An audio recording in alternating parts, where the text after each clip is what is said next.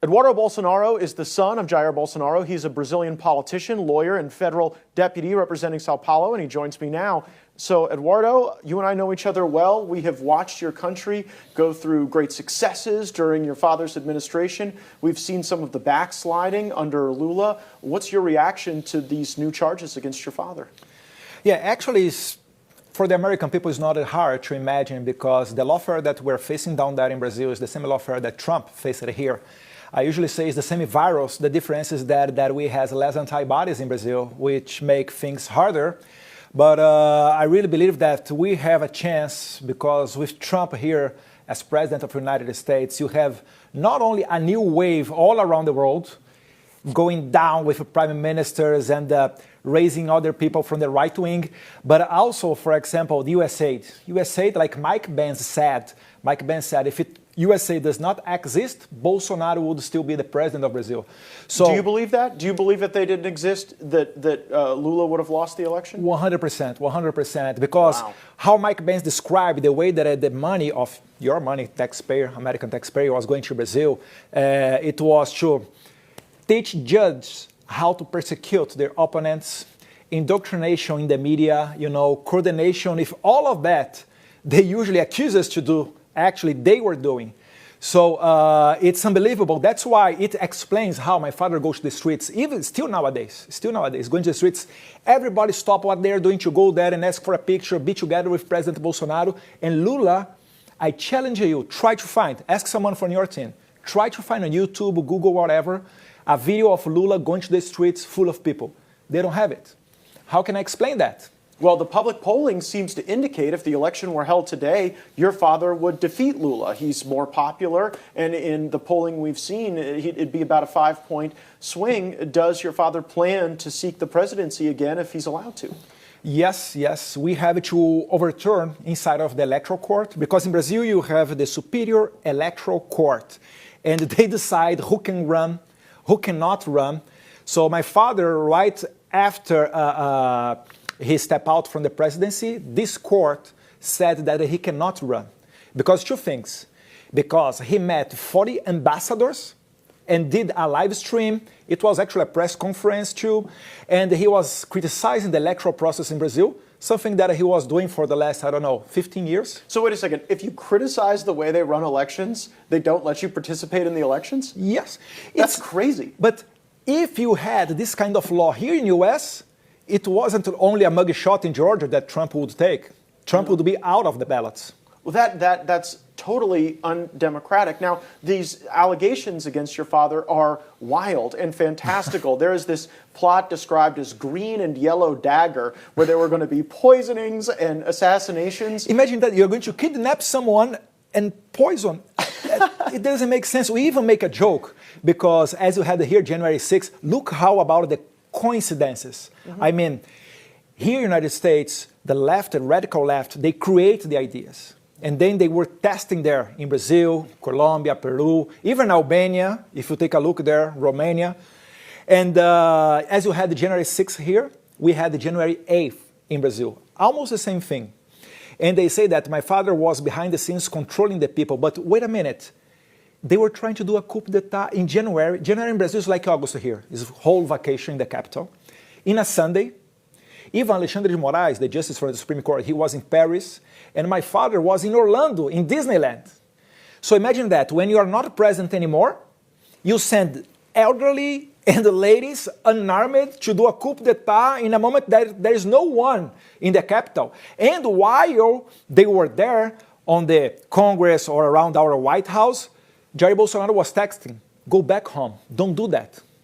This is the big dictator of Brazil that now the Attorney General is asking for 38 years in jail for my father because of that.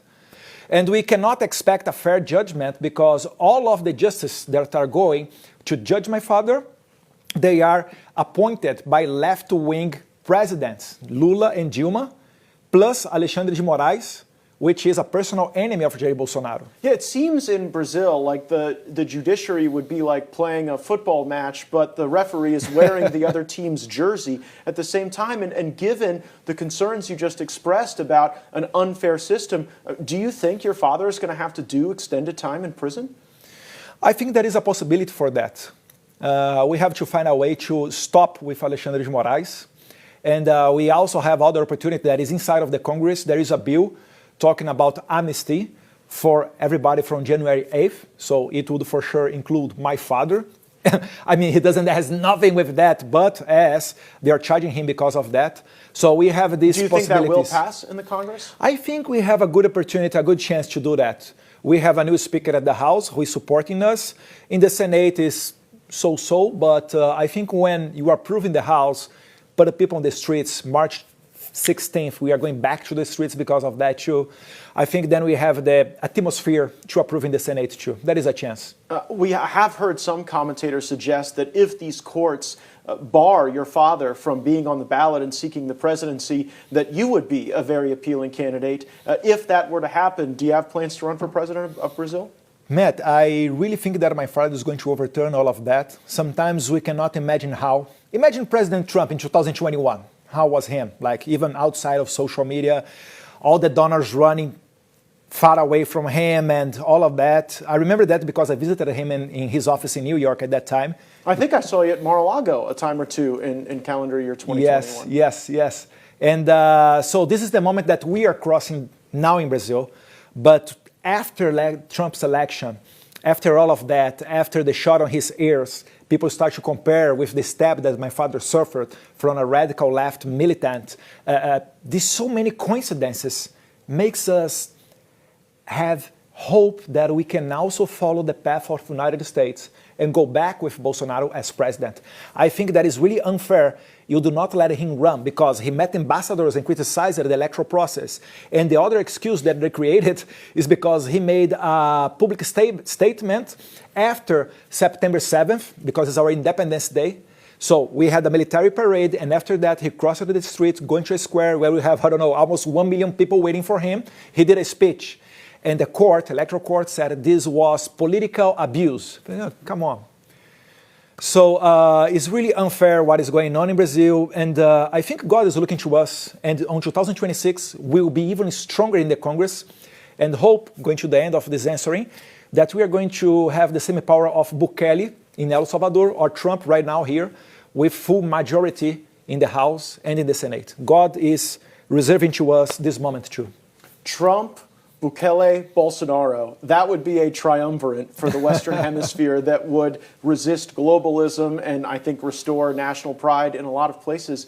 How's your dad just doing in all of this? When you get charged with crazy crimes, it must be shocking. Did he see it coming? What's his state like right now? First, hopefully he's okay. But when's the last time you talked to him? Huh? Have you talked to him recently? With my father? Yeah. Yeah, almost every day. Almost every day I talk with him. Because I'm spending a lot of days here in the U.S. as well, sure. Talking with some people in the Congress and in the administration. But hopefully he's okay. This is 100%. He has at least 15 years working, and he's really hardworking. Never sleep. Unbelievable. I know someone like that. He's our current president. If you had a message to President Trump as these conditions are evolving in Brazil, what would it be?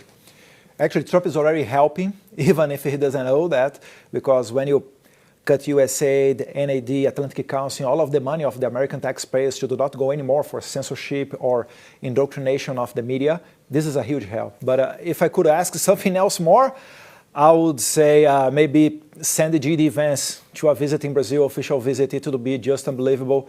If he repeats the same kind of speech that he had in Europe, it would be great for Brazil. And Mr. President, in Brazil, they fear you. They are, I cannot use the words that I would like to do because sometimes my grandma, she watches me, but they really fear you. They really believe that you can do a lot of things. And Alexandre de Moraes, this crazy justice from the Supreme Court, he's invading the jurisdiction of United States. The same thing that Karim Khan, the prosecutor of the ICC, did, Alexandre de Moraes is doing against the United States. So keep your people safe and protect them from this crazy virus from Alexandre de Moraes.